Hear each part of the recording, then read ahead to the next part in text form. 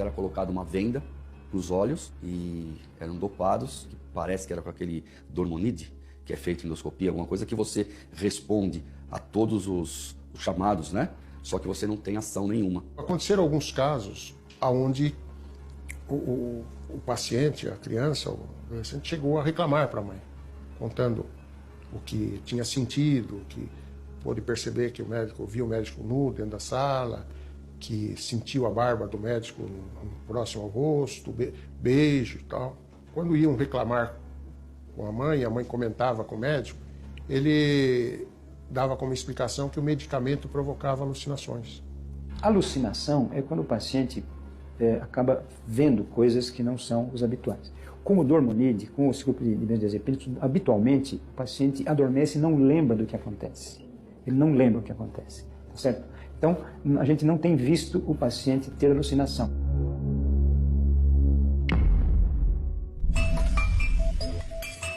A partir da existência do crime, né, a instauração do inquérito policial para esclarecimento de quem seriam aquelas vítimas que estavam ali, eu tinha que solicitar a prisão dele, eu tinha que tê-lo detido, né?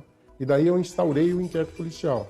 Olha, esse laudo foi feito bem rápido, porque na época, segundo a informação, parece que ele já tinha uma prisão provisória, mas a importância que eu fiquei sabendo é que não existia nada que eu pudesse condenar, tá?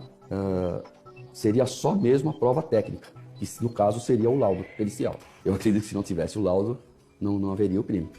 O processo de identificação das vítimas foi muito interessante, porque nós tínhamos, era o nosso propósito, que preservar essas vítimas. Então nós tiramos de cada fita, através de um processo de laboratório, a melhor posição facial daquela vítima em cada fita. Observei pelo menos umas 2 vezes cada fita, para depois começar a extrair as imagens. E aí, depois vi mais uma vez as fitas, e cada fita, à medida que eu ia observando a imagem, é lógico, não contínuo, eu ia, parava, eu ia descrevendo o conteúdo de cada fita. Apesar de ser uma descrição assim bem sucinta, mas ia descrevendo os atos, o que aconteciam na fita, para depois colocar e ilustrar com as fotos. Cada uma tinha aproximadamente entre 25 minutos de gravação a 40 minutos de gravação, que nós chegamos a uma conclusão que seria o tempo de uma consulta. A partir deste momento, nós, em conversa com os pais das vítimas, das possíveis vítimas, nós pedimos que ele trouxesse uma foto da vítima, do filho, para que nós fizéssemos essa comparação inicial, que depois ocorresse o efetivo reconhecimento. Nós tivemos casos de pais que, após saberem de que o filho estava ali na fita, preferiram nem contar para o filho, nem tomar providência, porque depois, passado tantos anos, o filho tinha comportamento normal, não havia, e por que mexer nisso, né?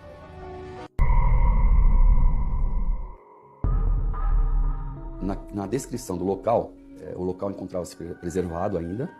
Entrei em contato com a autoridade requisitante que precisaria ser feito o local. Tá? Aí nós fomos até o local para eu conhecer o local e fazer mais algum trabalho sobre o laudo. O primeiro local que eu fui era um prédio, com um padrão elevado, né? Eram 7 ou 8 salas aproximadamente, todas pertencentes ao consultório do médico. Tinha a sala de a recepção, tinha uma sala de espera. Eu separei de cada fita algumas imagens, aproximadamente umas 10, e procurei relacionar aquelas imagens com o local, para depois ser colocado no laudo. Nesse primeiro local, que eu consegui amarrar as imagens com o local, em 2 salas. Os principais detalhes tinham como se fosse, era um banquinho, mas não era um banquinho, como se fosse uma escadinha assim de madeira, alguma coisa, que poderia sentar, que uma das vítimas até ele levava até aquele local, sentava. E tinha uma outra salinha pequena que tinha uma cama ginecológica, tinha um aquecedor, então ali também foi posicionado. Foram efetuadas imagens, juntamente com a equipe, com o fotógrafo, né?